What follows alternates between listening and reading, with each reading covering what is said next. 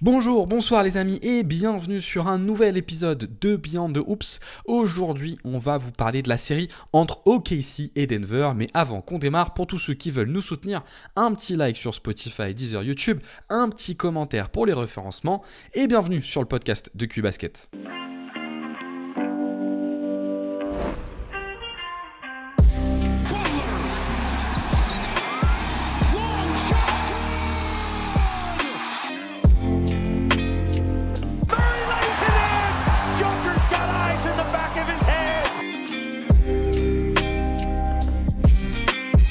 Mitchell has his head up, takes the Levert feed. Oh my!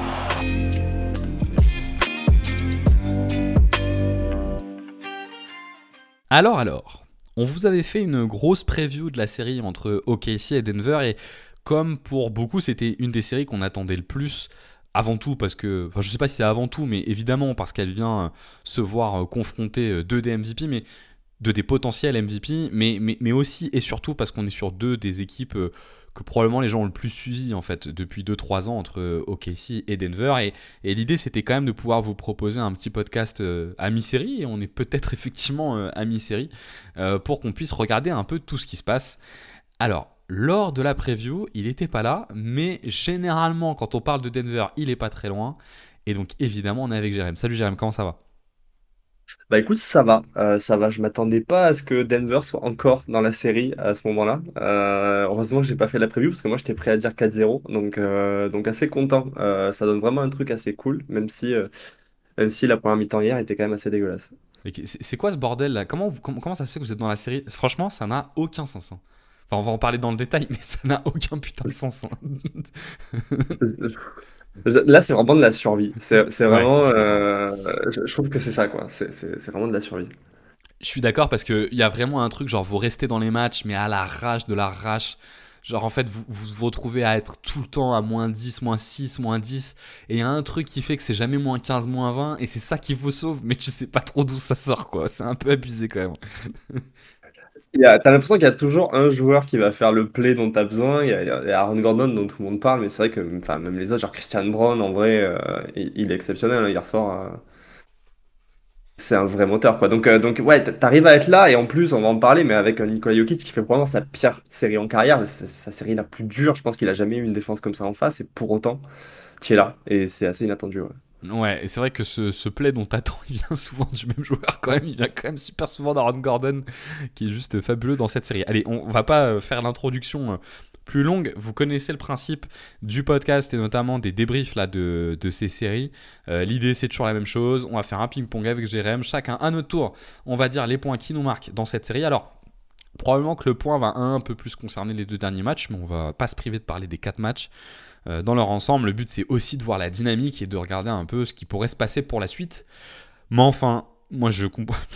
De toute façon, j'ai adoré le tweet de Lakers France. Qui a mis un tweet parce qu'en fait il y avait une information, une infographie qui était passée disant qu'en gros Casey était devant 85% du temps mais se retrouvait mené 2-1, et Lakers France a fait un tweet alors première fois.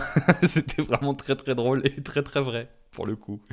Je sais pas si tu l'as vu passer, mais moi ça Ouais, m'a j'ai beaucoup vu fait rire. passer, ça m'a beaucoup fait rire aussi, ouais, il m'a beaucoup fait rire. Et ouais, c'est un peu l'idée. Alors, comme on se disait, les Lakers c'était un peu différent parce que ils étaient en sur-régime pour être Ouais, devant, alors que là, OKC, normalement, ils jouent vraiment leur jeu. Et pour autant, bah ouais, Denver arrive toujours à recoller, comme on disait. Et après, dans le clutch, ouais, ils savent. Alors, ils sont ça n'a plus pas été forts. le cas au Game 4, mais ils savent faire les plays, quoi. Ils savent Ouais, ils faire sont les un peu plays. plus forts dans le clutch pour le coup. Et ben écoute, Jérémy, je te propose qu'on parte sur le ping-pong. Après cette introduction assez bordélique, c'est pas grave, ça Ouais, arrive. c'est n'importe quoi. C'était complètement Comme la bordélique, ouais. série d'ailleurs. Je te propose qu'on parte directement sur les différents points. Et je te laisse la main en premier. Quel est le premier point là qui te marque dans cette série ? Alors, moi, je m'attendais à ce que Denver soit incapable de contenir SGA, et il s'avère qu'elle le fait plutôt très bien. Denver a montré, après avoir fait une saison assez calamiteuse en défense, que soudainement en playoff, ils ont réussi à s'activer de ce côté-là du terrain. Et bah, sur SGA, c'est une stratégie pour vraiment lui couper le drive et l'étouffer. Il y a énormément de stunts. Donc les stunts, en fait, hein, c'est des c'est des aides qui proviennent en fait des joueurs off-ball et qui visent justement à se resserrer au moment où le joueur s'apprête à driver. Et SGA se trouve un peu sans solution face à ça. Euh, ils essayent de contourner ça, le Thunder, mais en tout cas, déjà, cette stratégie de stunt intensif fait que c'est très difficile de driver. Or, l'attaque du Thunder, c'est du drive à répétition. Bah, c'est vrai que ça va un peu avec la défense globale de Denver. Moi, je suis assez d'accord. En fait, ce qui est étonnant, c'est que SGA, tu te rends compte que dans cette série, il a beaucoup de mal à récupérer le ballon dans des situations lancées. Et du coup, il est très souvent à l'arrêt.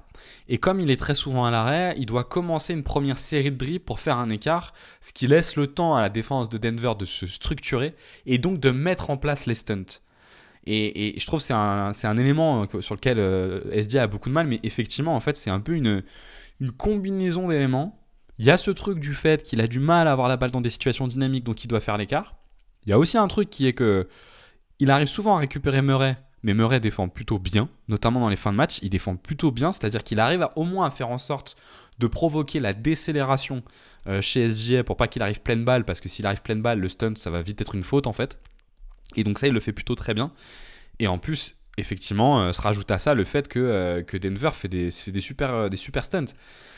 Et en plus, tu peux peut-être même rajouter un dernier point, je sais pas ce que t'en penses, mais il est, pour le coup, moi je trouve, plutôt en sous-régime sur les tough shots. Là où normalement SG est vraiment impressionnant, c'est justement en fait le truc, c'est que il va te prendre en ISO, il va arriver à la mi-distance et t'as beau faire des stunts, bah, il s'en fout un peu parce qu'à mi-distance c'est tellement un master, tu vois, du mi-distance que finalement il arrive à compenser. Mais là je trouve que moi il est un peu en difficulté là-dessus. Mais je crois que c'est à l'image un peu de la plupart des joueurs dans cette série. Enfin, les tough shots rentrent pas. On essaie d'obliger les équipes à shooter à 3 points et globalement, le shoot à 3 points est pas trop là. Et effectivement, SG, il a du mal, à l'instar de Jokic, à vraiment pousser sur ces tough shots-là. Euh, et globalement, ouais, la stratégie de Denver, je trouve que là où elle est vraiment intéressante et inattendue, c'est qu'en fait, on a parlé plusieurs fois des Nuggets cette saison et à chaque fois on disait la défense extérieure fait peur, que ce soit Christian Brown qui était, on l'a dit, décevant de ce côté du terrain, Jamal Murray qui, on le disait, ça peut être un bon défenseur Jamal Murray, mais c'était pas du tout le cas pendant cette saison. Et finalement, les trois extérieurs contre Denver, qui sont Brown, Murray et Westbrook aussi, arrivent vraiment bien à limiter et à étouffer SGA. Et pas que SGA d'ailleurs, parce que Jalen Williams, il a eu un, deux bons matchs, mais sinon les autres matchs sont cataclysmiques. Et les deux souffrent énormément de cette défense de Denver. Et bah, les deux sont un peu dans ce truc où ils sont obligés de décaler. Et malgré l'aide qu'a essayé d'apporter Denio, c'est-à-dire qu'il a essayé d'optimiser le spacing en essayant vraiment de vider les côtés, en essayant de les pousser à attaquer plutôt côté gauche, côté droit. Euh, il a essayé vraiment aussi on va dire, de vider la zone du corner pour laisser de la place à ses joueurs pour un petit peu contourner la défense et attaquer par les côtés. Mais malgré ça, bah, c'est pas trop ça. Et même s'il y a eu de bons matchs pour les deux joueurs, bah, mine de rien, les deux matchs qu'ils ratent, ça laisse l'opportunité à Denver de recoller, voire de prendre l'avantage à 2-1, quoi. Et puis ce que je trouve assez remarquable dans ce qu'arrive à faire Denver pour l'instant, alors est-ce que c'est Denver qui arrive à le faire? Est-ce que c'est Techno qui est insuffisant? On reviendra peut-être dessus, mais je trouve qu'ils ont vraiment bien réussi pour l'instant à casser le rythme de SGA. Et moi, j'aime vraiment pas du tout la série de SGA pour l'instant, que je trouve vraiment mauvaise. Je le trouve même. Il y a des matchs où il est clairement à impact négatif pour l'attaque dans son équipe. C'est le cas du Game 3, où franchement son dernier quart-temps, c'est une catastrophe rare. Hein. Il fait 1 sur 8, je crois, dans le dernier quart-temps. Il met que 2 points. Il a J-Dub à côté de lui qui est en feu et il lui donne pas un ballon. Dans la prolongation, il arrive même pas à mettre un point, même pas à prendre un tir. Il envoie juste des patates chaudes à Hartenstein pour qu'il envoie des flotteurs. Enfin, c'est vraiment catastrophique. Et je trouve que ça soit parce que c'est Denver qui le fait bien ou lui-même parce qu'il est en difficulté, en tout cas, SGA, il est complètement à contre-temps. Et il n'a pas de rythme. Il n'arrive pas à trouver son rythme dans cette série. Et comme c'est un joueur qui, structurellement, dans sa façon de jouer, peut avoir tendance à scléroser le jeu et à l'arrêter, le problème de ces joueurs-là, c'est que s'ils ne trouvent pas leur rythme sur le scoring, ils cassent complètement leur attaque, en fait. L'attaque de leur équipe. Et je trouve qu'il est un peu Bah, dans cette situation-là où il a cassé l'attaque de son équipe, quoi. Je pense que c'est un peu le cas dans le Game 1, c'est clairement le cas dans le Game 3. Après, à nuancer quand même que dans le Game 2, pour le coup, il est excellent et justement, il arrive à trouver ses positions. Et que dans le Game 4, en fait, je pense que c'est tout le monde, enfin, personne n'arrive à trouver son rythme et que je trouve que il arrive quand même à porter plutôt l'attaque de Denver sur le Game, de Denver, Ok, si, ouais. d'OKC sur le Game 4 de manière plutôt honnête quand on voit ce qui se passe autour et ce qui se passe en face, quoi. Mais je suis d'accord que quand il y a des matchs, et surtout dans les quatrièmes cartons, où il s'est un petit peu enfoncé dans sa volonté d'attaquer par lui-même et il n'a pas toujours su trouver ses coéquipiers, quoi. Moi, dans le Game 3, j'ai un moment donné où je me dis qu'est-ce qu'il nous fait là? Mais qu'est-ce qu'il est en train de nous foutre là? Il veut son moment pour briller. Enfin, vraiment, moi, c'est l'impression que ça. J'ai presque. Moi, je pense jamais des trucs comme ça, mais j'en étais presque à penser ça parce que. Enfin, tu vois, il a J-Dub qui est hyper à l'aise et il fait ISO, mi-distance, mi-distance, mi-distance, mi-distance, mi-distance, mi-distance. Eh frère, c'est bon quoi. On a compris. Tu vois? Ouais, mais tu vois, on a fait le podcast sur Celtics Knicks qui a été publié hier. Et pour moi, c'est un peu la même chose que Tatum. C'est-à-dire que toute la saison, il a fait ça et toute la saison, ça a marché. Il doit y avoir un truc qui fait qu'à un moment donné, tu te dis, non, mais le prochain tir, je vais le mettre en fait. Je les mets ces tirs-là. Donc tu y reviens naturellement. Et c'est vrai que, ouais, des fois, on se dit, bah ouais, c'est les playoffs, faut changer. Mais en fait, dans le moment, il faut se dire que le gars, il va être MVP et qu'il a fait ça toute la saison, quoi. Et en plus, face à Denver, contre qui il a eu pas trop de mal à le faire dans les affrontements de saison régulière. Donc c'est vrai que, ouais, ça peut coûter cher.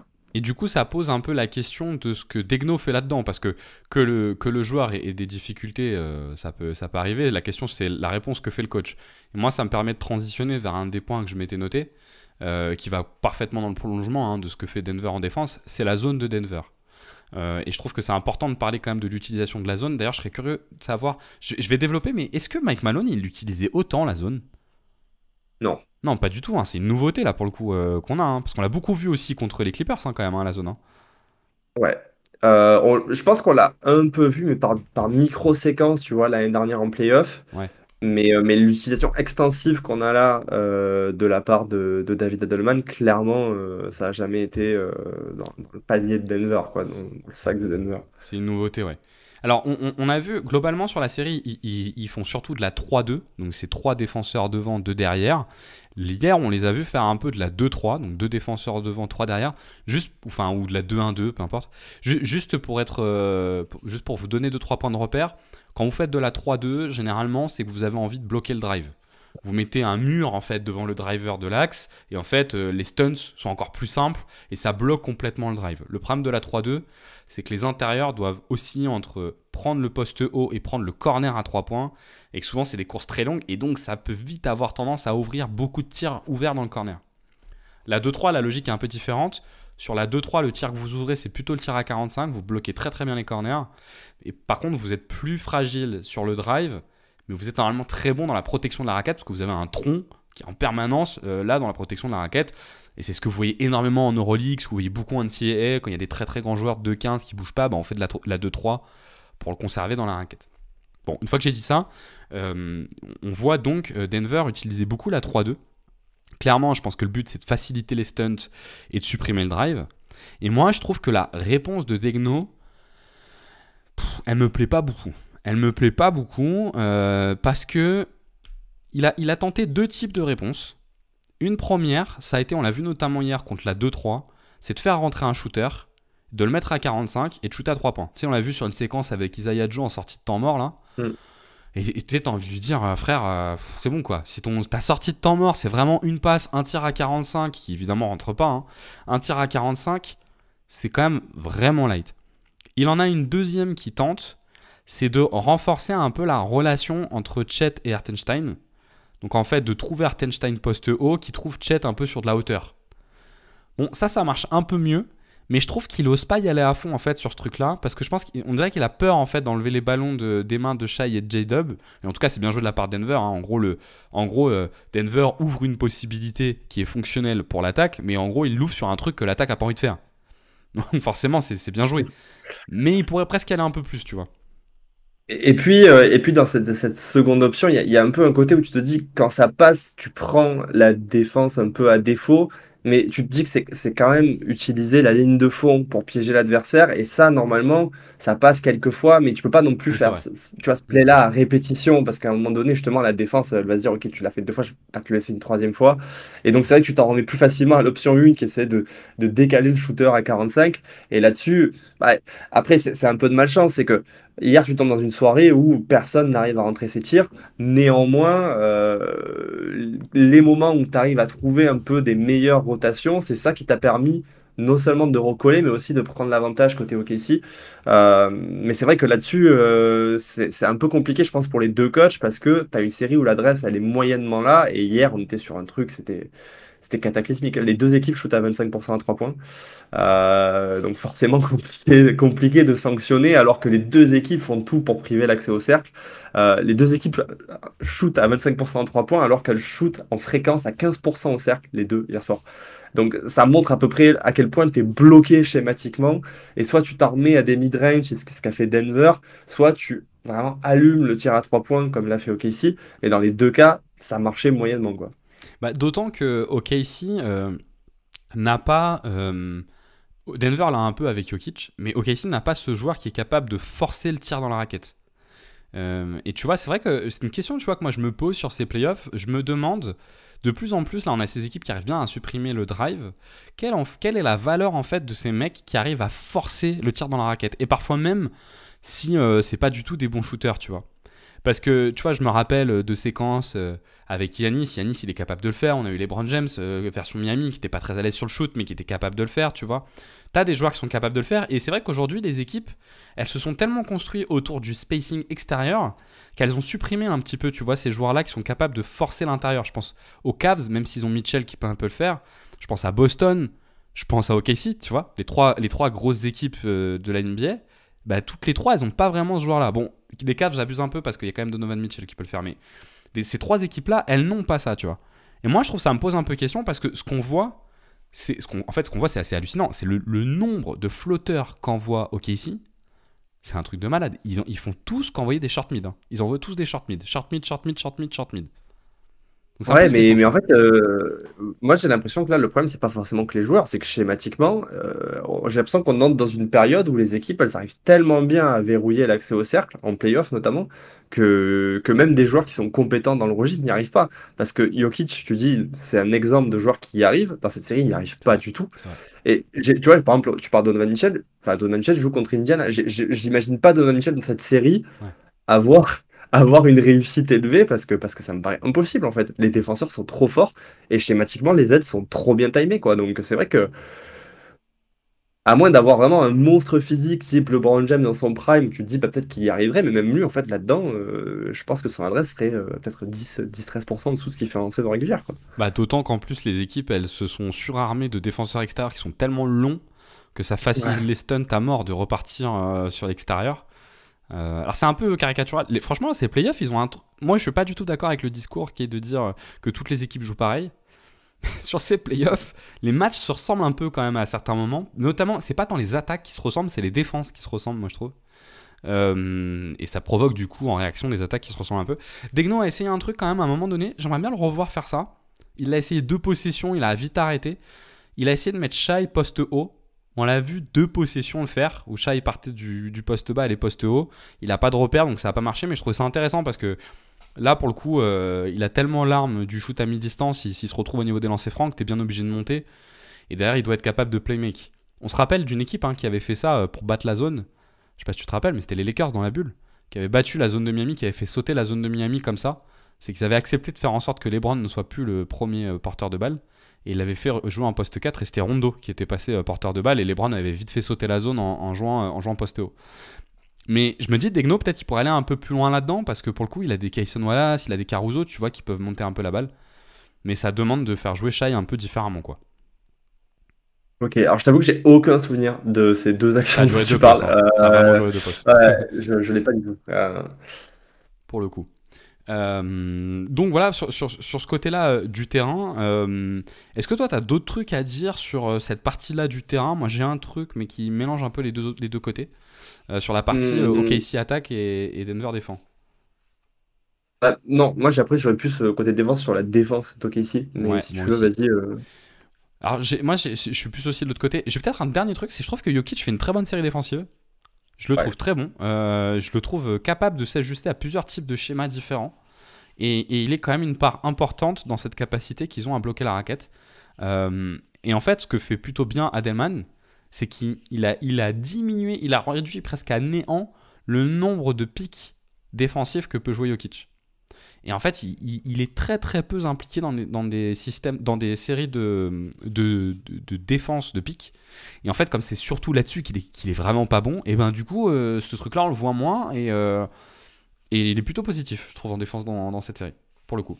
Moi, je le trouve vraiment excellente défensivement dans la série. Et je trouve que, en plus, là, quand tu regardes le Game 4, le fait d'être en zone quasiment constamment, bah, du coup, ça met complètement en avant ses qualités qui fait que il arrive vraiment à très bien lire les situations. Il est jamais dépassé, du coup, quand il monte sur les attaquants adverses. Et du coup, il génère aussi beaucoup d'interceptions dans le Game 4. C'est un truc qui Ouais. a, entre guillemets, gêné OKC. OKC qui est normalement très bon sur la gestion des pertes de balles, qui là, du coup, était un peu à jeu égal avec Denver en la matière. Et ça a généré quand même, alors pas assez de points sur transition pour Denver, mais ça leur a permis en tout cas de nullifier pas mal d'attaques. Donc c'était plutôt positif, quoi. Ouais, tout à fait. Mais sinon, non, j'avais pas trop d'autres points sur ce côté-là du terrain. Effectivement, moi, j'en ai par contre de l'autre côté. Est-ce que je te laisse donner ton premier point ou est-ce que j'y vais comme tu veux? Bah écoutez, tu veux rester sur Denver ou tu veux basculer? Bon, moi, je bascule de l'autre côté du terrain, c'est-à-dire à Denver Ok, attaque et pour le coup, OKC défend. Et bah, je te bah allez, laisse la vas-y. main. Alors, bah, pour moi, un truc assez marquant dans cette série côté Denver, c'est que le jeu à deux, Jokic-Murray, est toujours au cœur de l'équipe, mais que le pick and roll en lui-même ne Ouais. génère absolument rien pour Nikola Jokic. C'est-à-dire que si tu regardes le Game 4, je pense que Jokic, il y a une seule fois où vraiment il récupère la balle et il est en position de shooter.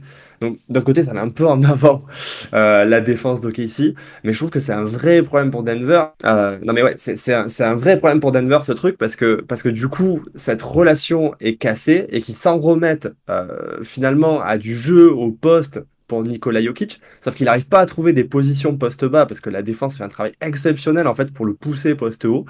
Et du coup, comme cette relation est cassée, bah il n'y a pas vraiment de scoring facile pour Jokic.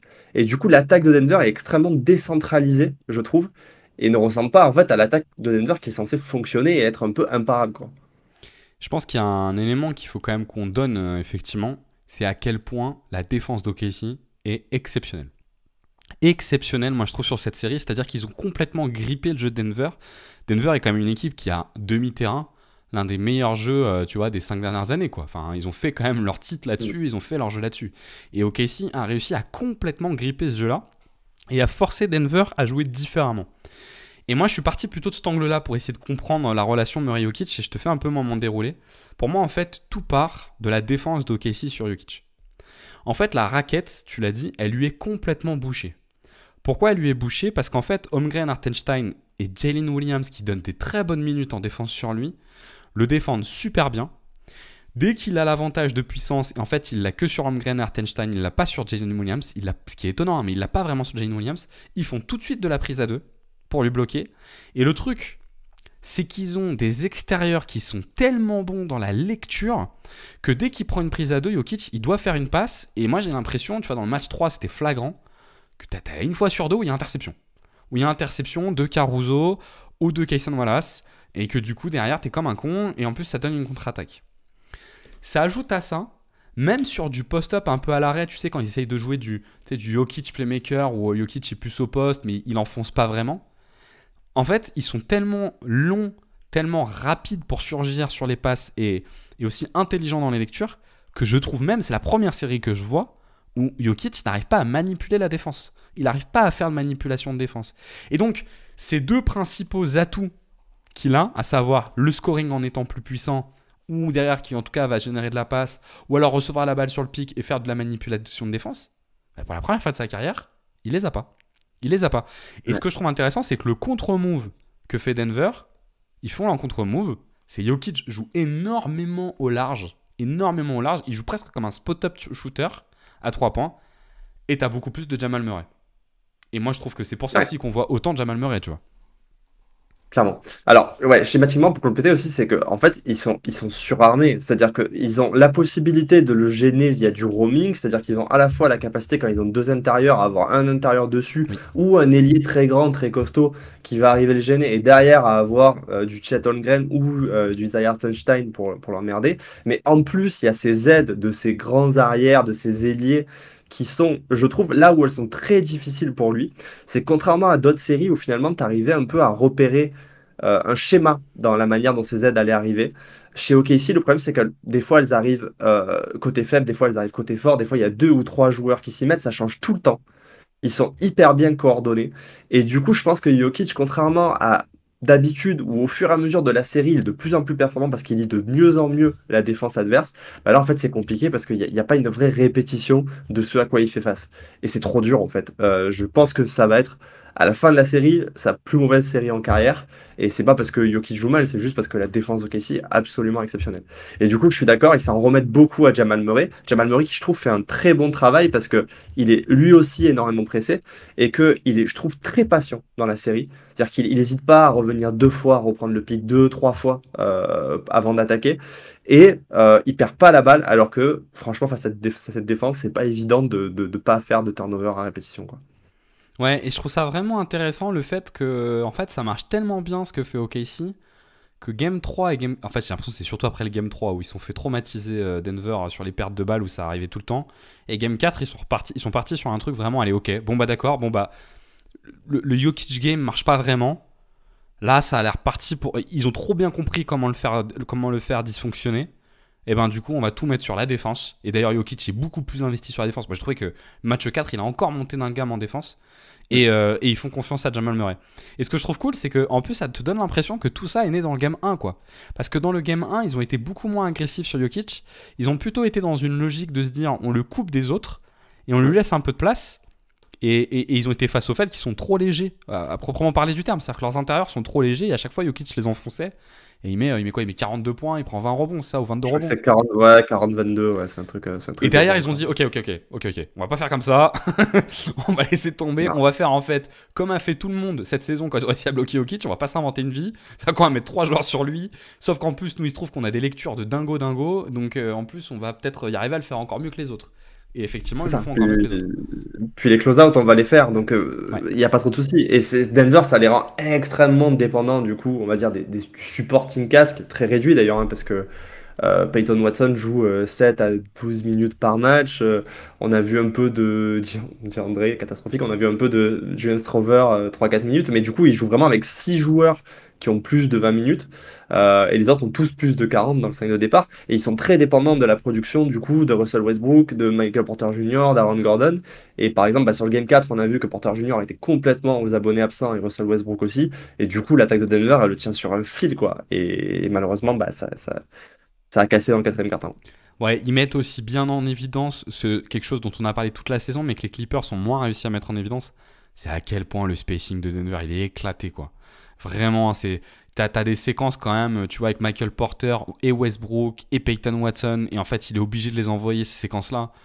Et oui, bah oui, la raquette, elle est fermée. Oui, évidemment que la raquette, elle est fermée. Il n'y a pas un shooter. Enfin, Michael Porter, je dis Michael Mais Porter, normalement, c'est un bon shooter, mais il shoot pas bien en 7C parce qu'il est blessé à l'épaule. Et là, elle est vraiment. Le spacing, ça va pas du tout. Et heureusement qu'Aaron Gordon et Jamal Murray sont dans une espèce de surchauffe un peu. ouais, Ça fait la limite. Et d'ailleurs, tu vois, on voit bien avec Jokic aussi, lui, il est en difficulté sur le shoot. Tu retrouves ce truc-là de. Tu sais, les shooters moyens, ils peuvent être bons shooters si en fait ils choisissent que là, ils vont shooter. Mais là, il subit un peu ses tirs à 3 points Jokic et l'adresse est difficile, quoi. et je trouve que la différence, tu vois, avec la série contre les Clippers, c'est qu'on la série contre les Clippers, on sentait que justement on le poussait à tirer à 3 points, mais que du coup on lui laissait de l'espace. Alors que là, sur les 3 points qu'il prend, en fait, on le pousse à tirer à 3 points, mais on arrive à lui boucher les espaces, et du coup les tirs sont beaucoup plus compliqués. Et donc ça explique par exemple bah, le 0 sur 11 dans le Game 3, et même dans le Game 4, j'ai pas les stats sous les yeux, mais je crois que c'était vraiment pas bon non plus, quoi. Mais ils ont un roster OKC, c'est n'importe quoi, hein. À tout moment, Jalen Williams, il joue pas une minute en finale de conférence, hein. Alors Oui, il est grandiose là, pour l'instant sur la demi, quoi. C'est dingo quand même, hein. bah, quand tu vois les équipes qui vont arriver en finale, enfin les deux équipes de l'autre côté du tableau, tu te dis que Jalen Williams va pas jouer parce que tu n'auras pas ce Mhm. besoin-là. Je veux dire, tu n'as pas besoin de faire jouer Jalen Williams s'il y a Rudy Gobert, hein. Enfin, a priori, ça va. Hier soir, Jalen Williams, il joue 12 minutes, il prend 5 fautes dans les 12 minutes. Donc clairement, il est là est là pour se battre physiquement, mais ouais, schématiquement, ils sont profonds, quoi. Ouais, ouais, non, c'est vraiment, vraiment impressionnant. Donc, ouais, effectivement, il y a forcément tout ce truc autour. Alors, toi, tu disais la relation Murray-Jokic. Moi, j'ai rajouté du coup la défense sur Jokic et qui, effectivement, est à la base de ce que fait OKC. Pour autant, je trouve que OKC pourrait encore faire mieux en défense. Ça peut paraître dingue, mais je trouve qu'il pourrait un peu faire mieux. Je sais pas ce que t'en penses, mais j'aime pas trop pour l'instant les rotations que met Degno en place. Je trouve qu'on voit trop Lou Dort. Alors ça y est, on commence à moins le voir. Moi, j'en avais parlé un peu dans la preview, de dire que je pensais que les profils de Caruso et de voilà, c'était plus adapté à Denver que celui de Dort. Il a beaucoup mis Dort dans les 3 premiers matchs. Ça y est, il a commencé à calmer là. On le voit de moins en moins et on voit de plus en plus Wallace parce que finalement Caruso, on le voit beaucoup depuis le début de la série. Mais je trouve que globalement, dans la preview, j'avais parlé de la possibilité de s'inspirer de ce qu'avaient fait les Wolves l'année dernière pour mettre énormément de pression sur Jamal Murray. Et je trouve qu'ils le font pas assez. Tu vois, ils n'ont pas encore tenté la vraie presse sur Jamal Murray. Je trouve qu'il agresse pas assez sur son dribble. Et je pense que c'est aussi lié au fait qu'il y a trop Lou Dort sur lui. Que Lou Dort, autant le tient bien demi-terrain, mais c'est pas non plus un joueur qui peut te faire une presse tout terrain. Allez, j'aimerais bien qu'il lâche un peu les chevaux, qu'il mette un peu plus de Caruso et Wallace, qui eux deux, je pense, peuvent vraiment, tu vois, le fatiguer énormément sur la montée de balle, quoi. Ouais, j'ai l'impression que Caruso, c'est celui qui a le plus de succès là-dessus. Et le match d'hier semble laisser à penser que dans les matchs à venir, Lou Dort va effectivement, je pense, continuer de Ouais, jouer, mais va voir son temps de jeu réduit et qu'on risque d'avoir plus que d'ailleurs Wallace Caruso, en tout cas le duo, le trio plutôt avec Wiggins, qui t'apporte déjà, je pense, offensivement des shooters un peu plus fiables, en tout cas en théorie et qui défensivement sont peut-être plus dans un truc de mobilité et moins dans un truc de entre guillemets de défenseur capable à la fois de prendre des ailiers et des arrières et qui correspond peut-être plus au défi que représente Jamal Murray. bah, d'ailleurs, mais t'as complètement raison, et je pense que moi j'aimerais voir ça, mais Degno il va pas bouger, hein. Là pour l'instant, ce qu'il faut qu'il règle, c'est son attaque, c'est pas sa défense. La défense, elle est fonctionnelle. Tu vois, Denver, depuis 3 matchs, ils mettent quoi, 100 points de moyenne? Je n'ai même pas regardé, mais on ne doit pas être bien au-delà de ça. Il n'y a pas vocation à changer, quoi. Il faut changer un peu l'attaque, il faut que l'attaque marche mieux. Et donc, effectivement, plutôt que de rajouter des défenseurs, peut-être plutôt rajouter un Wiggins, tu vois, qui peut t'apporter un peu de certitude en attaque. Peut-être même un peu plus de minutes d'Isaiah Joe, qu'on a peu vu pour l'instant. Ah, tu vois, c'est pareil, putain, mais enfin, à chaque fois, je suis halluciné, quoi. Isaiah Joe, c'est un super joueur, il joue pas dans la série. Et à tout moment, au final, il va jouer 15 minutes par match, quoi. C'est un truc de malade, quoi. Bah, en fait, là, je pense qu'on est dans une série et je sais pas, ça fait longtemps que j'ai pas vu une série où la défense prend à ce point Ouais. le pas chez les deux équipes sur l'attaque. Et du coup, je pense qu'Isaiah Joe, en fait, tu le fais pas jouer parce que c'est un compromis. Et t'as pas envie de ce compromis défensif-là parce que là, c'est dans une série où le but, c'est que l'adversaire, il soit à 84 d'offensive rating, en fait. J'ai l'impression que le duel, il est un peu là-dedans. Et du coup, je pense que c'est pour ça qu'Isaiah Joe, ils l'ont un peu tenté. Et puis, il a joué quoi, 7-8 minutes hier. Et Oh, bon, puis, il ils joue sont rien, il repassés joue sur des rien. défenseurs. Il joue rien. Il a joué 40 minutes sur la série pour l'instant en 4 matchs. Ouais. Alors, il se trouve qu'en plus, sur la saison, moi je trouvais que c'était plutôt un bon défenseur, Isaiah Joe. Je trouve qu'il a progressé en défense, mais il n'est pas élite, alors que les autres sont élites pour le coup, et que C'est les ça. autres t'apportent tellement. Mais d'ailleurs, tu vois, on en parle peu, enfin, on en parle un peu en filigrane, mais je sais pas ce que tu en penses, mais la série de Caruso, mais quand il est sur le terrain, tu ne vois que lui. Tu vois que lui. Il est tout le temps là en défense. Il est à la fois capable de venir faire un peu une interception de filou, tu vois, sur un début de contre-attaque. Il peut switcher. Il est tellement dur à attaquer poste bas parce qu'il a tout le temps la main. Dès que tu te retournes, il tape dans le ballon. Enfin, je le trouve, mais enfin, il est extraordinaire, hein. Il est extraordinaire. Après, moi, hier, j'avais vraiment un même problème sur le match d'hier, c'est que je me dis, mais à quel moment il est encore sur le terrain dans le quatrième quart-temps? Il a fait 45 fautes dans le match, c'est terrible. Enfin, bref, c'est la Très très sensation que j'ai eue, agressif. Il est c'est très pas très possible. très agressif, ouais. Notamment sur la défense, dans les situations où il y a la défense au poste sur qui je me dis, c'est pas possible qu'ils soient encore sur le terrain. Mais par contre, ouais, il est partout. Et en plus, c'était un des rares joueurs qui était un peu adroit hier. Donc, Ouais. effectivement, quand il contribue à un attaque, et ça a été le cas dans le game 1 aussi, c'est clairement un game changer. Et tu te dis, en fait, les ajouts qu'ils ont fait cet été de Hartenstein et de Caruso, c'est quand même vraiment pas mal du tout. Ouais, c'est vraiment pas dégueulasse. Effectivement, ouais. Effectivement. Tu vois d'autres choses, toi, sur la défense d'OKC que tu t'étais noté? Non, non, non, moi c'était vraiment c'est pas la manière dont il muselait Jokic que je trouvais assez impressionnante. Et Ah, après, c'est le cœur du sur le système, reste, hein. bah, c'est le cœur du système. Et puis le fait est qu'ils arrivent aussi à mettre une pression sur les autres joueurs. Il n'y a pas vraiment un truc où ils font l'impasse sur qui que ce soit, quoi. Ils l'ont fait un peu sur Westbrook. Par exemple, hier, ça a été le cas où il y avait rien qui rentrait même dans le corner. Donc là, ils se sont permis justement d'utiliser Caruso un peu en libéral et de laisser Westbrook dans le corner. Mais par exemple, MPJ, qui est effectivement un excellent shooter à la base, il a pas d'espace. Il y a des moments où il touche pas la balle pendant un temps assez long, quoi. Et c'est peut-être un manquement de Denver, mais c'est aussi, je trouve, la qualité des défenseurs extérieurs d'OKC, quoi. Ils le font un tout petit peu sur Peyton Watson, je trouve, sur le 3 points. Oui, Mais t'as raison, tu évidemment vois, peu. même Jokic, il le colle, hein, en fait. Hein. Même à 3 points, il le colle. Ils ont une grande confiance dans leur capacité à gagner les duels en 1 contre 1. Et donc, moi d'ailleurs, ça, tu vois, bon, au final, t'es quand même à 2-2.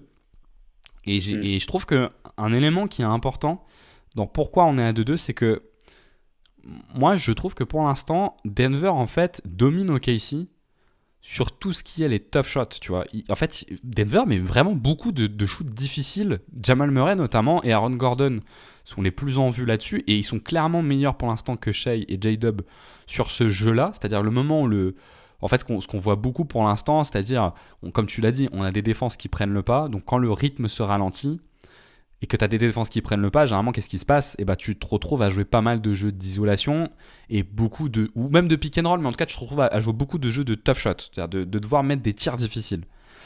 Et bah, pour l'instant, Jamal Murray et Aaron Gordon sont Mm. meilleurs, voire même bien meilleurs que Shai et J-Dub dans ce jeu-là. Alors qu'à l'inverse, je trouve qu'OKC est meilleur que Denver pour l'instant dans le jeu régulier, tu vois, le regular game, tu vois.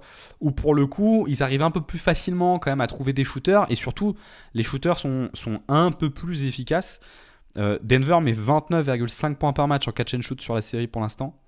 OKC en met 37,3, donc il y a quand même 8 points d'écart sur les catch and shoot, et Denver il tourne à 30% sur les catch and shoot, alors qu'OKC est à 35,5%. Donc tu vois, le jeu un peu régulier, OKC le maîtrise mieux pour l'instant. Mais pas du tout le jeu des tirs compliqués, et ça se voit du coup dans les fins de match.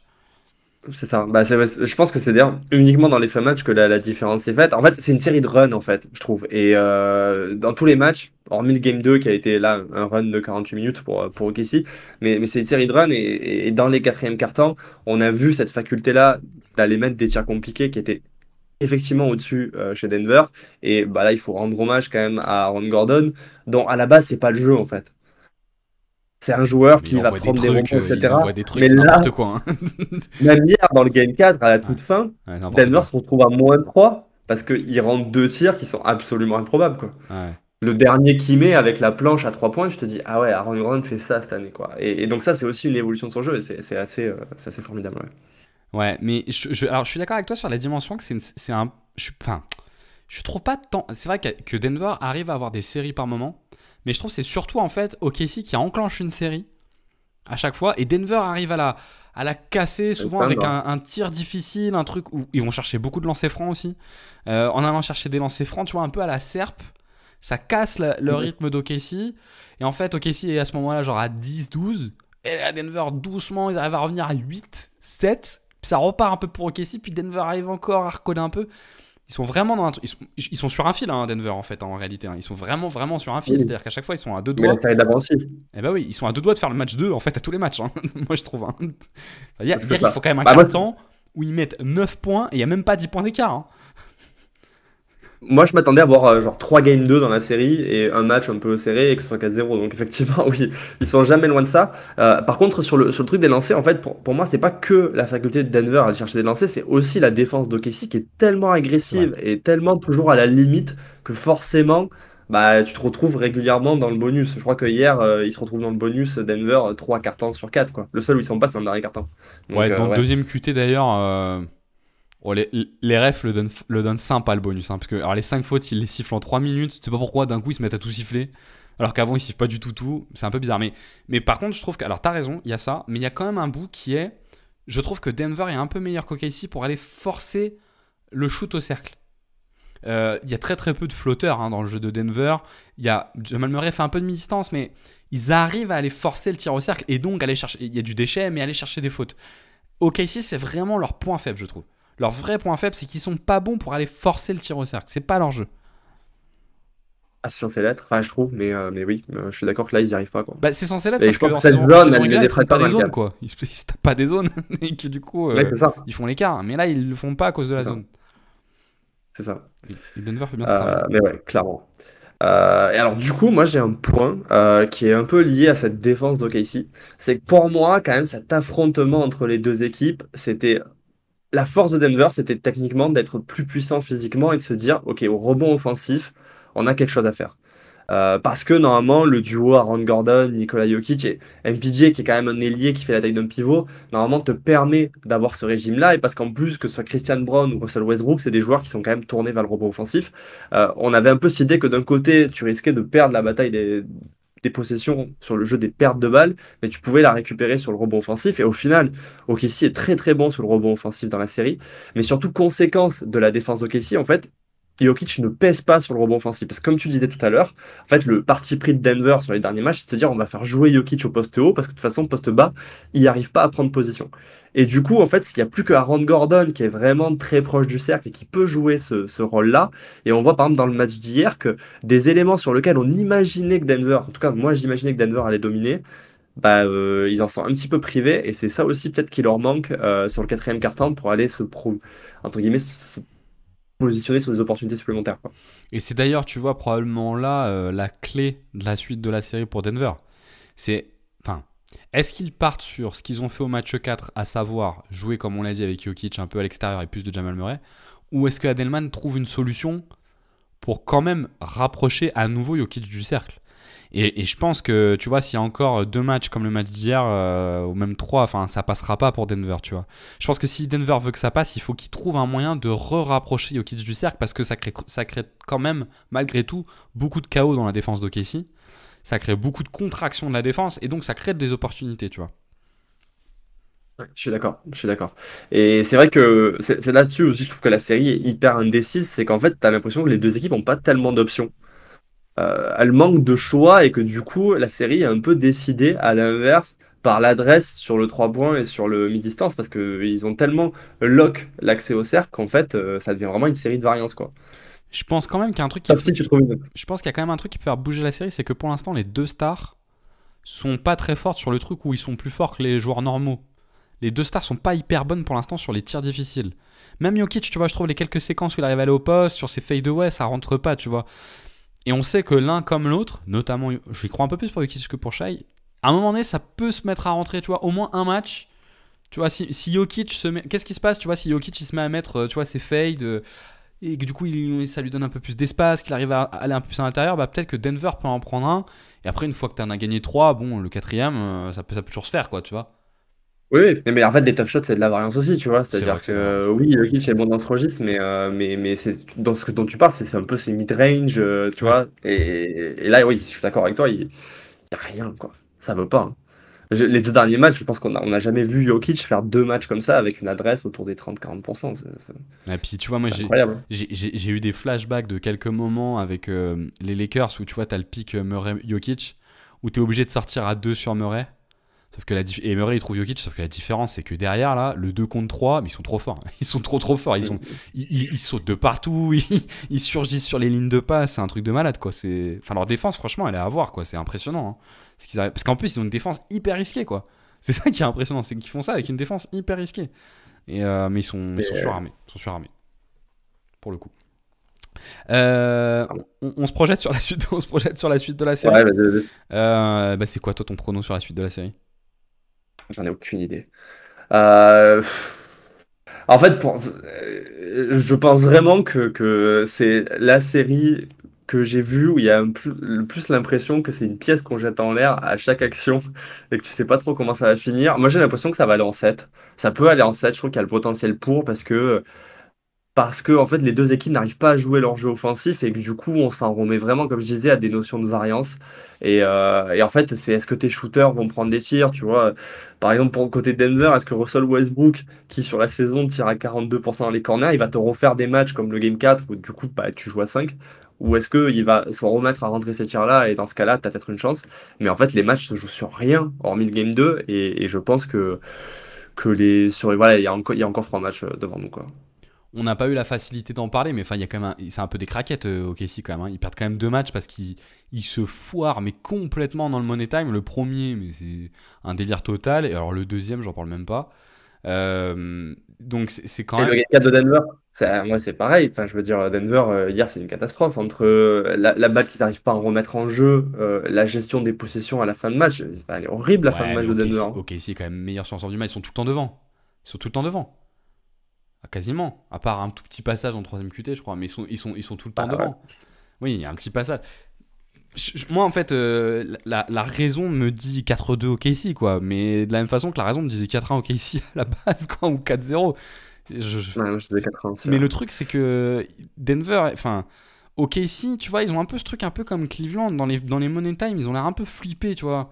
Je trouve qu'ils jouent un peu avec la peur de perdre dans les Money Time. Donc ça se traduit par quoi la peur de perdre? Bah, soit on voit quelques conneries, tu vois, la con sur des remises en jeu où t'assures pas trop la remise en jeu, tu perds une balle bêtement. Soit, mais le meilleur exemple de jouer un peu avec la peur au ventre, c'est que t'arrêtes de jouer ton jeu en attaque, quoi, et tu fais que de l'isolation, hein. C'est ça, hein, le meilleur exemple de quand t'as un peu la peur de perdre. C'est que du coup, tu dis, bah, vas-y, on donne la balle à Shai, et puis Shai, fais-nous un truc, quoi. C'est ce qui se passe au Game 3, Ouais, ils mais l'ont c'est perdu son comme ça, jeu hein. à Shai. C'est son jeu à Shai de faire beaucoup Pas sur ce d'isolation, quand même. Pas volume-là. non plus. Pas sur ce volume-là. Après, je crois qu'ils ont joué que Ouais. 8 Money Time dans l'année, je crois que j'avais vu passer ce truc-là, donc bon. Il y a eu 24 clutches dans l'année pour OKC. Après, je sais Ah, pas. c'est 24, alors peut-être je me Ouais. suis trompé, ouais. Ouais. Mais, Mais c'était 30e en NBA en volume, du coup. mais c'est. Tu vois, tu peux. Enfin, t'es pas à ce niveau de volume sur de l'ISO, quoi. C'est n'importe quoi d'en jouer autant. Mais bon. C'est vrai Mm. que moi, je vais plutôt dire 4-2 OKC. Moi, je vais dire 4-3 OKC. Ouais, c'est vrai que c'est. Alors, si 4-3, c'est vraiment la pièce en l'air, hein, parce que. Ah oui, pour moi, c'est cette série. Hein. J'ai envie de dire 4-3. Je me vois pas miser contre Denver s'ils sont à 3-3. Bon, en même temps, ils ont bien perdu l'année dernière contre Minnesota en gagnant de 20 points à la mi-temps. Donc, Ah oui. donc en fait, ouais, peut-être, ouais. Ouais, peut-être. Bon, on verra ce que ça donne. Il est quand le prochain match? Je crois on va publier mardi, je pense. Ouais, j'imagine qu'il est demain. Hein. Ouais, ça doit Demain venir, soir. ça doit venir assez vite. Bon, on verra si on. Je pense que s'il y a un match 7, on sera peut-être une petite preview du match 7 sur cette série qui aura été longue. Est-ce que tu vois encore un truc à dire sur cette série? Non, honnêtement, je pense qu'on a dit l'essentiel. Cette série, elle se joue sur des défenses exceptionnelles, des équipes qui n'arrivent pas à jouer vraiment leur jeu offensif. Et je pense que un élément qui, par contre, va entrer en jeu, c'est le côté. T'as une équipe qui est allée en 7 à la série d'avant et qui a dû jouer jusqu'au bout de la régulière, et une autre qui s'est reposée, tu vois, en fin de régulière et qui a joué 4 matchs la série d'avant. Je pense qu'en termes de fraîcheur physique et de profondeur, OKC ils sont tellement au-dessus que si tu vas loin dans la série, forcément, à un moment donné, ça va peser. Je suis même étonné que Denver, il n'ait pas déjà payé ce truc-là, tu vois. Ou alors, tu vas payer le fait que Denver ait beaucoup plus de repères dans des séries longues qu'OKC, qui en a très très peu, pour le coup. Et dans l'approche, tu Ouais. vois, du match, on sait que ça compte, hein. Non, on regarde pas trop ces trucs-là, mais on sait que ça compte quand même, quoi. Ouais, mais Euh, comme les Wolves l'an dernier, en fait. Ils n'avaient pas forcément beaucoup de repères sur ces séries-là. Hein. Non, mais ouais, ouais, il faudrait regarder le nombre de séries jouées quand même par les joueurs de ce groupe, tu vois. Rudy Gobert est quand même un joueur qui a beaucoup d'expérience. Towns avait Oui, quand même joué des playoffs par le passé. Oui, non, mais t'as pas totalement tort, ouais. Oui, t'as pas ouais, Towns, totalement il a tort. fait beaucoup les playoffs. Hein. C'est vrai qu'il n'y a pas beaucoup vu les playoffs, ouais. T'as raison. Bon, écoute, on verra ce que ça donne. Mais oui, effectivement, cette série, elle se joue avant tout autour de deux défenses qui ont réussi à bloquer le go-to-play de l'attaque adverse. Et du coup, c'est très très compliqué. Et on verra s'ils arrivent à trouver des contre-moves. En tout cas, au bout de 4 matchs, ils n'ont pas trouvé. Parce que d'ailleurs, dans le match 2, on n'a pas parlé, mais c'est juste. Ils ont enfilé les contre-attaques. Hein. C'est pas du tout. Ils ont trouvé la Ouais. solution, c'est juste qu'ils ont enfilé les contre-attaques. En tout Rebond cas, offensif, contre-attaque. Et exactement. beaucoup de tirs à 3 points qui rentrent. Et Ouais. beaucoup de tirs à 3 points qui rentrent, ouais. En tout cas, restez connectés, on trouvera écoute, du coup rapidement de quoi parler. À plus.